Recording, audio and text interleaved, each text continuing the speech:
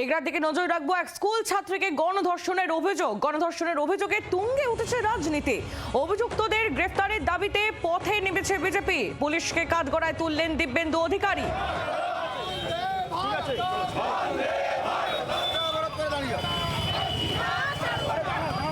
বাংলার নারীদের প্রতি যে রক্ষক, তিনি ভক্ষকের ভূমিকা পালন করছেন তথা পুলিশ মন্ত্রী, মুখ্যমন্ত্রী।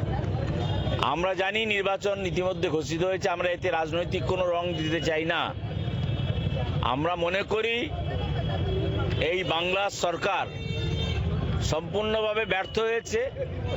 এই মুখ্যমন্ত্রী, তার ক্ষমতায় থাকার এক মুহূর্ত অধিকার নেই, যিনি নারী সুরক্ষা দিতে পারেন না। তা আমরা মনে করি এ রাজ্যে আইনের শাসন নেই, এই আইনের শাসন চলে গেছে।